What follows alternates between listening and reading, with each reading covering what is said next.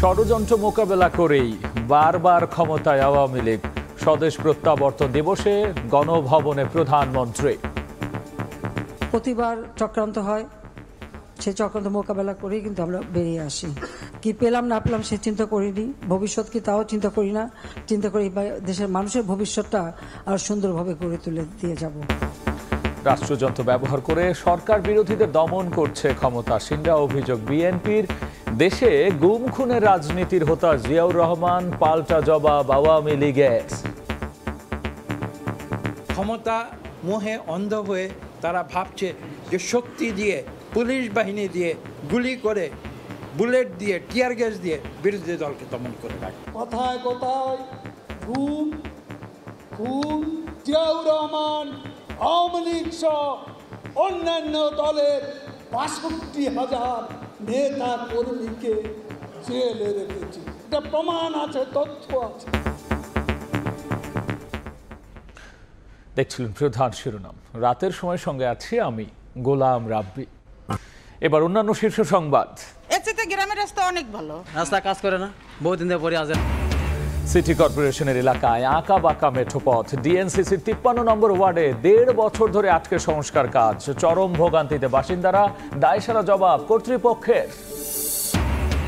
সকালে ভ্যাপসা গরম, দুপুরে লু হাওয়ায় বিপর্যস্ত জনজীবন। রাজশাহী, রংপুর, খুলনা ও ঢাকা বিভাগের পশ্চিমাংশে ৪৮ ঘন্টার হিট অ্যালার্ট। ২০ মে বৃষ্টির পূর্বাভাস।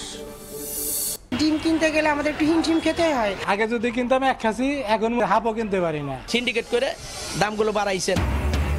সিন্ডিকেটের অভিনব কারসাজি, আলুর হিমাগারে ডিম। বাজারে কৃত্রিম সংকটে ডজন ছাড়িয়েছে ১৫০। হুট করে দাম বাড়ায় ক্ষুব্ধ ক্রেতা।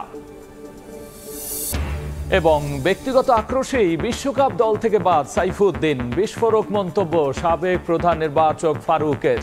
কোচ অধিনায়কের নেতিবাচক মনোভাবের কড়া সমালোচনা।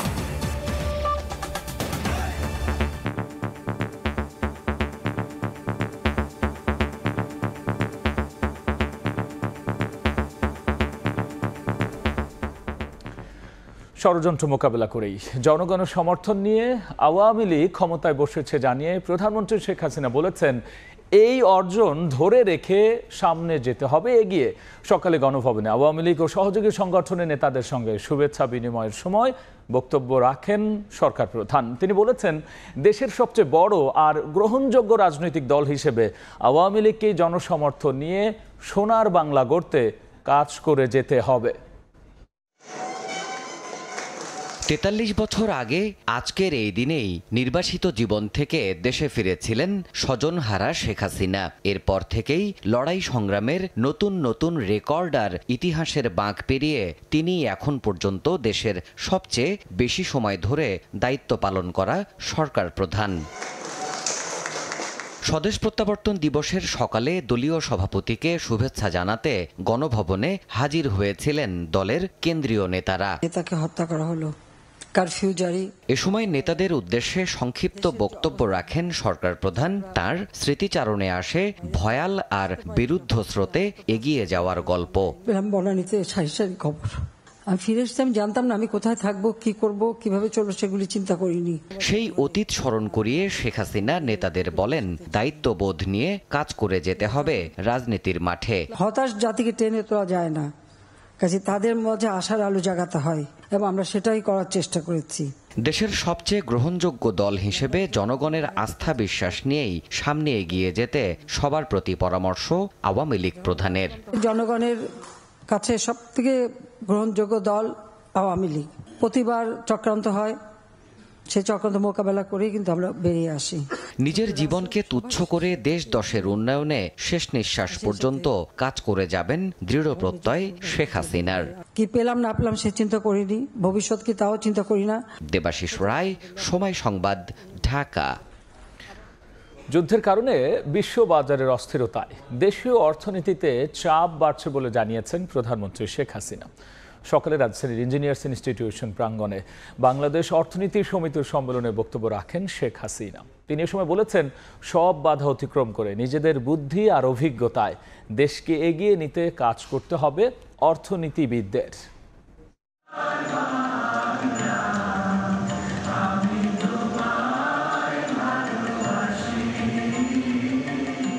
দেশের পেশাজীবী অর্থনীতিবিদদের জাতীয় পর্যায়ের সংগঠন বাংলাদেশ অর্থনীতি সমিতির দ্বিবার্ষিক সম্মেলনের আয়োজন হয় রাজধানীর রমনায়। ছুটির দিন সকালে ইঞ্জিনিয়ার্স ইনস্টিটিউশন প্রাঙ্গণে এই আয়োজনে প্রধান অতিথি ছিলেন প্রধানমন্ত্রী শেখ হাসিনা।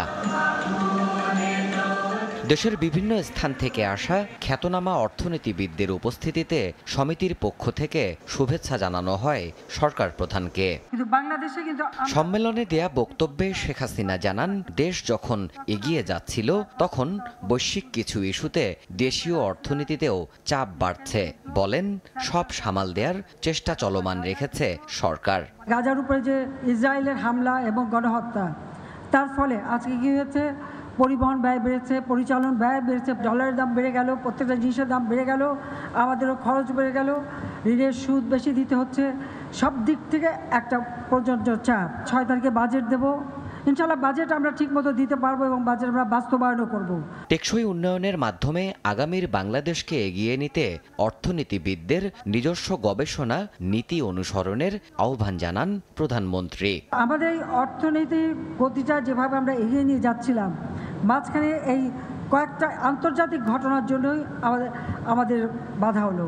আমি অর্থনীতিবিদদের কাছে এটাই চাই যে দেশের মাটি মানুষ, তাদের কথা চিন্তা করে আপনাদের নীতিমালা প্ল্যান প্রোগ্রাম করবেন।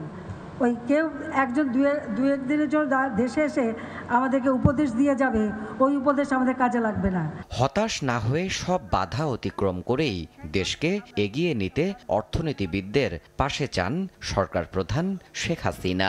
উত্থান পতন চড়াই উতরাই থাকবেই, সেগুলি অতিক্রম করে করে আমাদের এগিয়ে যেতে হবে। দেবাশিস রায়, সময় সংবাদ, ঢাকা।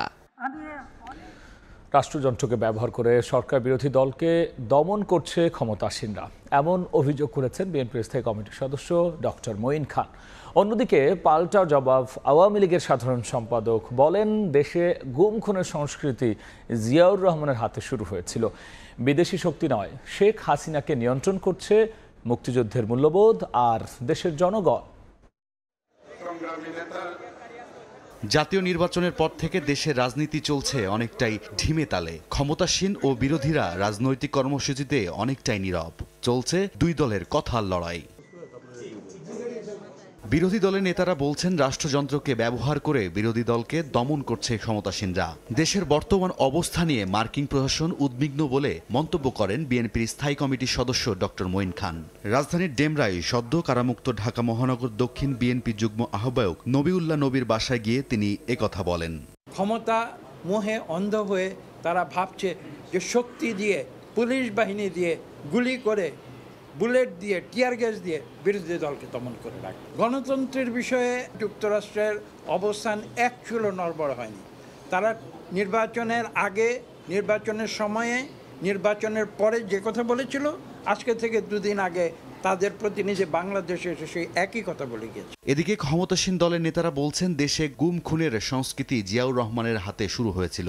বিরোধী দলের নেতার বক্তব্যের পাল্টা জবাব দিয়ে দলের সাধারণ সম্পাদক ওবায়দুল কাদের বলেন, দেশি বিদেশি শক্তি নয়, শেখ হাসিনাকে নিয়ন্ত্রণ করে মুক্তিযুদ্ধের মূল্যবোধ, সংবিধান ও দেশের জনগণ। বিকেলে প্রধানমন্ত্রী ও আওয়ামী লীগ সভানেত্রী শেখ হাসিনার স্বদেশ প্রত্যাবর্তন দিবস উপলক্ষে আলোচনা সভায় তিনি একথা বলেন। শেখ হাসিনাকে কেউ নিয়ন্ত্রণ করতে পারে না। আমাদেরকে নিয়ন্ত্রণ করে মুক্তিযুদ্ধের মূল্যবোধ।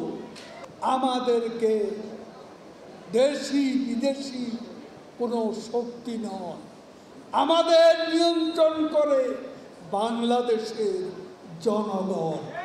সম্প্রতি অনুষ্ঠিত উপজেলা নির্বাচনে দলীয় নির্দেশনা অমান্য করে অংশ নেয়াদের বিরুদ্ধে ব্যবস্থা নেওয়া হবে বলে জানান দলটির সাধারণ সম্পাদক রাইদুল ইসলাম শুভ, সময় সংবাদ, ঢাকা। ইউনিয়ন থেকে সিটি কর্পোরেশন হলেও ভাগ্য বদলায়নি ডিএনসিসির 53 নম্বর ওয়ার্ডের বাসিন্দাদের। কাগজে কলমে ঢাকার বাসিন্দা, অথচ মাটির রাস্তা। কাজ শুরু হলেও 1.5 বছর ধরে বন্ধ, তাই দুর্ভোগ সীমাহীন। সামনে বর্ষাকাল, তাই বাইরে বের হওয়া নিয়েই এখন শঙ্কায় রানা ভোলার বাসিন্দারা। তবে কাউন্সিলর বলছেন, সীমানা জটিলতায় আটকে আছে কাজ, যদিও মেয়র শুনিয়েছেন আশার বাণী। দেখব রাশেদ লিমনের রিপোর্ট। যেন গ্রামের মেঠো পথ, আঁকাবাঁকা উঁচু নিচু। গাড়ি তো দূরের কথা, রিকশাই চালাতে হয় গায়ের জোরে। এখানে যাত্রী নিয়ে প্যাডেল দিয়ে নয়, ঠেলে ঠেলেই চলে এই বাহন। এর চেয়ে গ্রামের রাস্তা অনেক ভালো। চালাইতে অসুবিধা হয়, ঝাঁকি লাগে, প্যাসেঞ্জার উঠতে চায় না। পাহাড়ের মতো তাদের টানাই লাগে, টাইনে তার উঠা যায় না। আমাকে তো মেলা কষ্ট হয়ে যায় যাওয়া আসা, তারপরে গরিব মানুষ চালান লাগে। গাড়ি চলা তো আরও দুষ্কর। ভুলে যদি এই পথে গাড়ি নিয়ে কেউ ঢুকেছে তাহলেই ফেসে গেছে। মালামাল আনা নেওয়া ভাড়া ডবলের চেয়ে বেশি লাগে। আগে যেখানে ভাড়া লাগতো ভ্যান গাড়িতে 300 টাকা, এখন লাগে 700-800 টাকা। রাস্তা কাজ করে না, বহুদিন ধরে পড়ে আছে রাস্তা, এই জন্যে। স্থানীয়রা বলছেন, ডিএনসিসির নতুন সংযুক্ত 53 নম্বর ওয়ার্ডের রানাভোলা এলাকায় বেশ কিছুদিন আগে সংস্কারের কাজ শুরু হলেও হঠাৎই তা বন্ধ হয়ে যায়।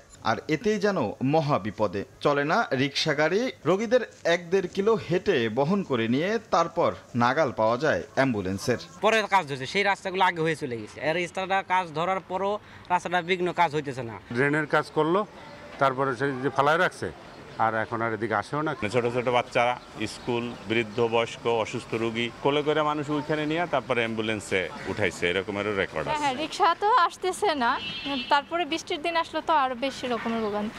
স্থানীয় কাউন্সিলর বলছেন, সীমানা জটিলতায় আটকে আছে কাজ। যদিও মেয়রের আশ্বাস, চলতি বছর দুর্ভোগটা কমিয়ে অন্তত সহনীয় পর্যায়ে নিয়ে আসা যাবে। মানুষের রাস্তার খুব প্রয়োজন, কিন্তু এই রাস্তাগুলো করতে গিয়া কারো 1 ফিট 1.5 ফিট ভাঙ্গার যে এইটা মানুষ কেন জানি দিতে চায় না। এই মুহূর্তে যেহেতু সরকার বলেছে কোনো ল্যান্ড অ্যাকুইজিশন করা যাবে না, কারণ তাদেরকে 3 গুণ দাম দিতে হয়, সেই টাকাও কিন্তু নেই আমাদের কাছে। সুতরাং আমরা এই মুহূর্তে মেইন যে পাইপ যেগুলো আছে এগুলোকে বসিয়ে অ্যাটলিস্ট জলবদ্ধতার থেকে আমরা জনগণকে রেহাই দিতে চাই। যদিও নতুন 18টি ওয়ার্ডের কাজ সর্বোচ্চ গুরুত্ব দিয়ে সম্পন্ন করার কথা জানিয়েছেন আতিকুল ইসলাম। রাশেদ লিমন, সময় সংবাদ, ঢাকা। তীব্র গরমে ওষ্ঠাগত প্রাণ প্রকৃতি। চলমান তাপপ্রবাহে রাজশাহী, রংপুর, খুলনা ও ঢাকা বিভাগের পশ্চিমাংশে 48 ঘন্টার হিট অ্যালার্ট জারি করা হয়েছে। 20 মের পর বৃষ্টি হলে তাপমাত্রা কমতে পারে 1 থেকে 3 ডিগ্রি। শেষ সপ্তাহে আসতে পারে ঘূর্ণিঝড়। তবে জলীয় বাষ্পের পরিমাণ বাড়ায় অস্বস্তি খুব একটা কমবে না বলে জানিয়েছে আবহাওয়া অফিস। মাসব্যাপী সারা দেশে তীব্র তাপপ্রবাহের ধকল কাটতে না কাটতেই আবারও গরমের দাপট। অতিষ্ঠ হয়ে উঠেছে জনজীবন। সূর্যের গনগনে তাপে উপায় না পেয়ে ফুটওভার ব্রিজের ছায়াতে একটু জিরিয়ে নেওয়ার চেষ্টা। পেটের দায়ে যশোর থেকে ঢাকায় আসা রেজাউল করিম বলছিলেন, রিকশার চাকা না ঘুরলে ঘুচবে না পেটের ক্ষুধা। শুধু রেজাউল মিয়াই নন, এই একই গল্প খেটে খাওয়া প্রতিটি মানুষের। আর বেলা বাড়ার সঙ্গে সঙ্গে লু হাওয়ার প্রভাবে আর্দ্রতা কমে আরও বাড়ে উত্তাপ। এখন তো কাজ না করলে তো পেট তো ভাত যাইব না, কাজ তো করতেই হইব। এত গরম পড়ছে যা রাস্তায় চলাফেরা খুব কষ্টকর। শুক্রবার ছুটির দিনেও জরুরি প্রয়োজনে যাদের বের হতে হয়েছে তাদেরই নাভিশ্বাস উঠেছে এই তীব্র গরমে। পথিক থেকে শুরু করে প্রাণ প্রকৃতি সবারই যেন একই অবস্থা। ত্রাহি ত্রাহি ভাব, মানে অসহ্য। গণপরিবহনে আরো অনেক বেশি কষ্ট, যে ব্যবসা গরমে অতিষ্ঠ হয়ে যায়। আগামী 20 মে সারা দেশে বিচ্ছিন্নভাবে বৃষ্টির সুখবর দিলেও চলমান দাবদাহের সতর্কবার্তা আরও 48 ঘন্টা থাকতে পারে বলে জানিয়েছে আবহাওয়া অফিস। আজকে হয়তোবা আবারও 24 থেকে 48 ঘন্টা সময়ের জন্য তাপপ্রবাহের সতর্কবার্তা দেওয়া হতে পারে। 20 তারিখে সারা দেশে বৃষ্টিপাত হওয়ার সম্ভাবনা রয়েছে। চলতি মাসে বঙ্গোপসাগরে 2-1টি লঘুচাপ সৃষ্টি হতে পারে, যা ঘূর্ণিঝড়ে রূপ নিতে পারে বলেও আশঙ্কা আবহাওয়াবিদদের। আল আমিন তুষার, সময় সংবাদ, ঢাকা। সিন্ডিকেটের অভিনব কারসাজি। বিভিন্ন জেলায় হিমাগারে অবৈধভাবে ডিম মজুত করে কৃত্রিম সংকট তৈরি করছেন অসাধু ব্যবসায়ীরা। আর এতে প্রায় 30 টাকা বেড়ে ডজন ছাড়িয়েছে 150। আর হুট করে দাম বাড়ায় ক্ষুব্ধ ক্রেতা। অন্যদিকে সরবরাহ কমের খোড়া অজুহাত দিয়েছেন বিক্রেতারা। থরে থরে সাজানো ডিম, তবে এটি কোনো বাজারের দৃশ্য নয়। হিমাগারে আলুর জায়গায় খাঁচায় খাঁচায় মজুত করা হয়েছে ডিম। এদিকে কৃত্রিম সংকট দেখিয়ে মাদারীপুরে ডিমের হালিতে বাড়ানো হয়েছে 12 থেকে 15 টাকা। কোম্পানি বলছে ডিমের বাজার নিয়ে এখন ভেজাল চলতেছে, ওরাও সঠিকভাবে বলতে পারতেছে না। গত সপ্তাহে ছিল আপনার 140 টাকা, এই সপ্তাহে চলতেছে আপনার 150 টাকা। আগের মতো তো কিনা খাইতে পারছি না, আমাদের ক্রয় ক্ষমতার বাইরে চলে গেছে।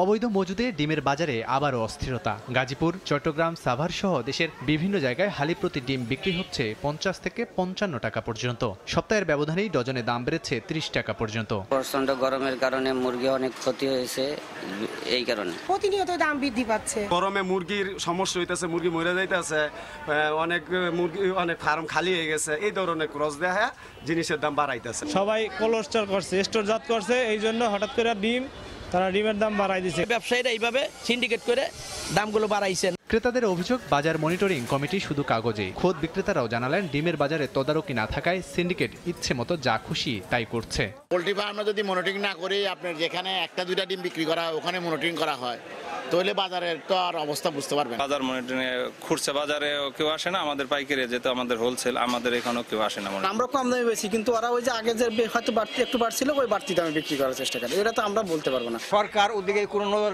নেয় না, এটা আমাদের সবচেয়ে বড় দুঃখ। কৃষি বিপণন অধিদপ্তর 15 মার্চ যে 29টি পণ্যের দাম বেঁধে দিয়েছিল, তাতে একটি ডিমের খুচরা দাম নির্ধারণ করা হয় 10 টাকা 49 পয়সা, যা ডজনে দাঁড়ায় 126 টাকা।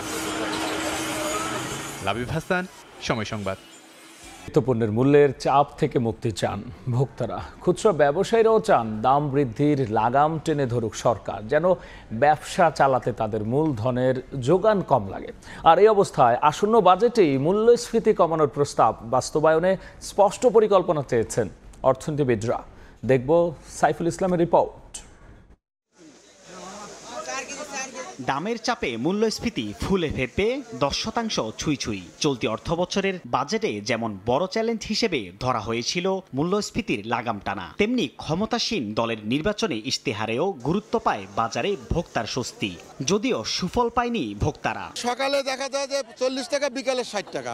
এমন একটা বাজেট দেওয়া হোক যাতে আমরা সাধারণ জনগণ দুই মুঠা খেয়ে বাঁচতে পারি। সঞ্চয় ভেঙে সংসার খরচ মেটানোর ভোট দিতে যখন প্রয়োজন ও পরিমাণে কাটছাট করেও মিলছে না ব্যয় সংকোচনের সুফল, এভাবে মূলধন আটকে থাকায় ক্ষুদ্র ও মাঝারি ব্যবসায়ীর কাঁধে পুঞ্জীভূত হচ্ছে লোকসানি শঙ্কা। দাম বাড়লে আমরাই কিনতে পারতেছি না, বর্তমানে আমরা যে কিনে বিক্রি করবো আমাদের অনেক টাকা পয়সা লাগে। সরকারি সংস্থা টিসিবির তথ্য বলছে, বছরের ব্যবধানে সব ধরনের চাল ও ডালের দামই বেড়েছে।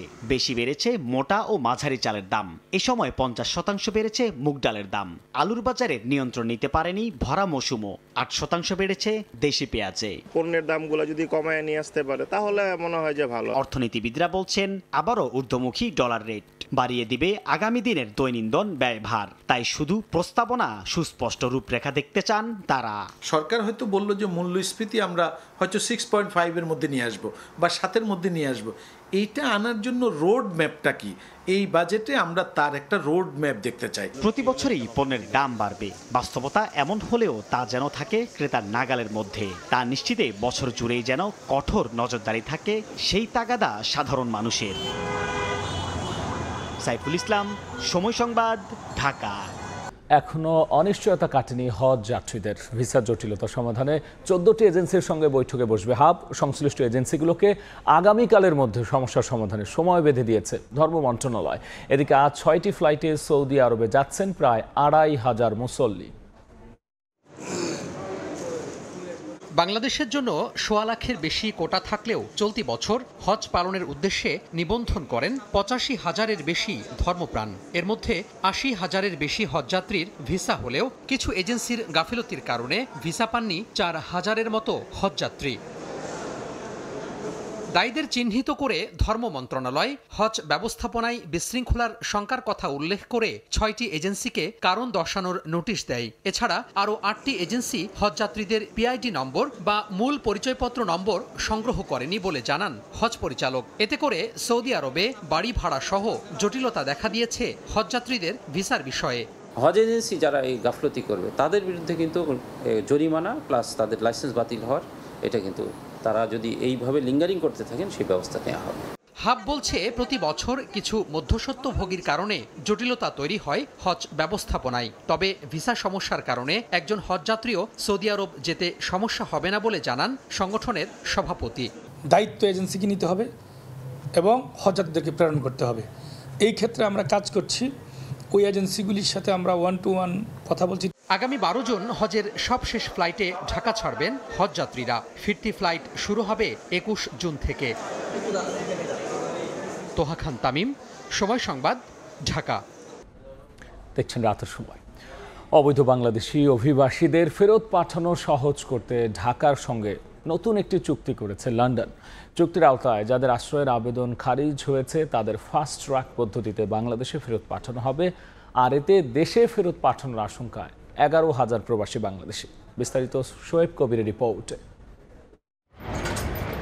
গেল বছরে প্রায় 11,000 বাংলাদেশি শিক্ষা, ভ্রমণ বা কাজের ভিসায় যুক্তরাজ্য আসার পর আশ্রয়ের আবেদন করেন, যাদের বেশিরভাগই রাজনৈতিক আশ্রয় প্রার্থী। এসব আবেদনের 95% খারিজ হলেও দেশে ফেরত আসেননি তারা।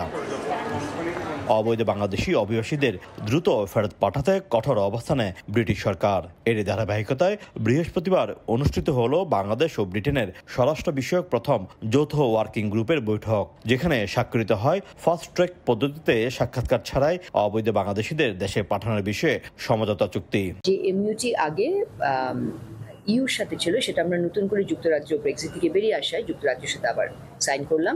এখন থেকে এই স্বরাষ্ট্র মন্ত্রণালয়ের ডায়লগ প্রতি বছর হবে, হয় লন্ডনে অথবা ঢাকায়। দুই দেশের মধ্যে ট্রান্সন্যাশনাল ক্রাইমস, টেরোরিজম, এক্সট্রিমিজম, দুই দেশের পুলিশ বাহিনীর সহযোগিতা এবং ট্রেনিং। খারিজ হওয়া আবেদনকারী বিদেশি অপরাধী কিংবা যাদের ভিসার বৈধ মেয়াদ অতিবাহিত হয়েছে তারা এই চুক্তির আওতায় পড়বে। এর ফলে যুক্তরাজ্য থেকে অবৈধ বাংলাদেশিদের ফেরত পাঠানোর প্রক্রিয়ায় দীর্ঘসূত্রিতা থাকলেও তা কমবে বলে ধারণা করা হচ্ছে।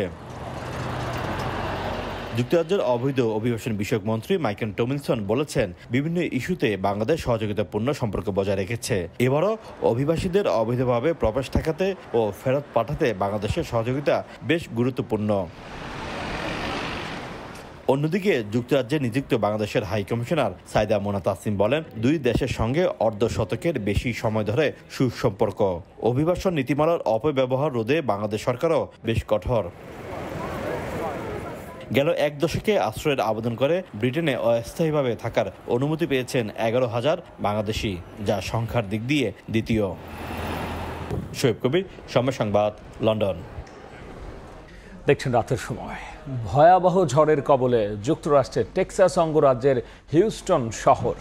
আর বিশ্বকাপের আগে দ্বিপাক্ষিক সিরিজ খেলতে এই শহরেই বর্তমানে অবস্থান করছেন বাংলাদেশ জাতীয় দলের ক্রিকেট দলের সদস্যরা। তবে দলের সবাই নিরাপদে আছেন বলে সামাজিক যোগাযোগ মাধ্যমে জানিয়েছেন সাকিব আল হাসান।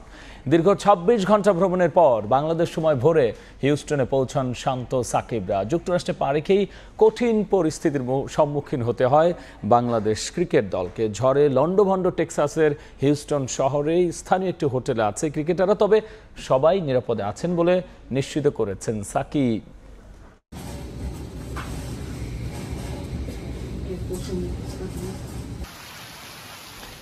এদিকে বিশ্বকাপ দল থেকে সাইফুদ্দিনের বাদ পড়া নিয়ে বিস্ফোরক মন্তব্য বিসিবির সাবেক প্রধান নির্বাচক ফারুক আহমেদের। টাইগার এই অলরাউন্ডের বাদ পড়ার কারণ ব্যক্তিগত আক্রোশ বলে মনে করেন তিনি। টেস্ট স্ট্যাটাসের 2 যুগ পরেও বিশ্বকাপে সাফল্য নিয়ে কোচ আর অধিনায়কের প্রত্যাশা না করার অনুরোধে বিস্মিত সাবেক অধিনায়ক। 1999 বিশ্বকাপ দিয়ে যাত্রা শুরু, এরপর পার হয়েছে 2.5 দশক। 2009 আর 13 চ্যাম্পিয়ন্স ট্রফি বাদ দিলে আইসিসি আয়োজিত প্রতিটি ইভেন্টেই অংশ নিয়েছে বাংলাদেশ। তবে অধিকাংশ সফরই সীমাবদ্ধ ছিল শিক্ষা সফরে। দরজায় কড়া নাড়ছে আরও একটি টি-20 বিশ্ব আসর। দেশ ছাড়ার আগে এ নিয়ে সমর্থকদের প্রত্যাশার বেলুন ওড়াতে বারণ করে গেছেন কোচ অধিনায়ক। টেস্ট স্ট্যাটাসের 2 যুগ পরেও এমন নেতিবাচক অ্যাপ্রোচে বিস্মিত সাবেক প্রধান নির্বাচক। 24 বছর টেস্ট স্ট্যাটাস, এখনো যদি আমরা বলতে না পারি যে আমরা ভালো কিছু আশা করবেন না, খুবই হাস্যকর। এখনো আমরা আমাদের যতটুকু যাওয়ার কথা ছিল তার থেকে আমি এখনো মনে করি 7-8 বছর পিছনে আছি, বিকজ অফ দ্য আপনার ম্যানেজমেন্ট বা রাইট ডিসিশন না নেওয়া, অযথা প্লেয়ারদের বাদ দিয়ে দেওয়া। অন্যবারের তুলনায় এবার বিশ্বকাপ দল নিয়ে সমালোচনা কম, তবে সাইফুদ্দিনের বাদ পড়ায় অন্য রহস্যের গন্ধ পাচ্ছেন টাইগারদের সাবেক অধিনায়ক। I am sure throughout the tournament Saifuddin অভাবটা ফিল করবে, because he is a different kind of bowler.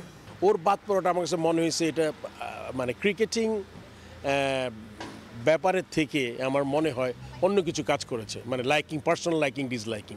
যুক্তরাষ্ট্র ও ক্যারিবিয়ান দ্বীপপুঞ্জে স্পিনাররা বাড়তি সুবিধা পাবেন বলে মনে করেন ফারুক আহমেদ। পরামর্শ দিলেন দল নিয়ে প্রস্তুতি ম্যাচগুলোতে আর কোনো পরীক্ষা নিরীক্ষা না করার।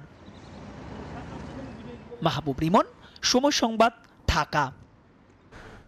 এ পর্যায়ে শীর্ষ সংবাদ জানিয়ে দিচ্ছে আরও একবার ষড়যন্ত্র মোকাবেলা করে বারবার ক্ষমতায় আওয়ামী লীগ। স্বদেশ প্রত্যাবর্তন দিবসে প্রধানমন্ত্রী বললেন, জনগণের আস্থা বিশ্বাস নিয়ে দেশের উন্নয়নে কাজ করতে হবে।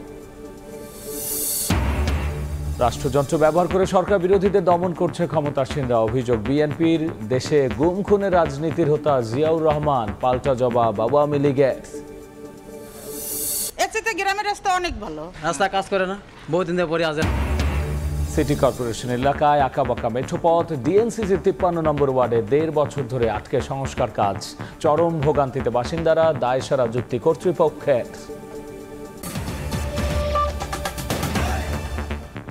এই ছিল রাতের সময়। এরপর দেখবেন সম্পাদকীয়। সঙ্গেই থাকুন সময়।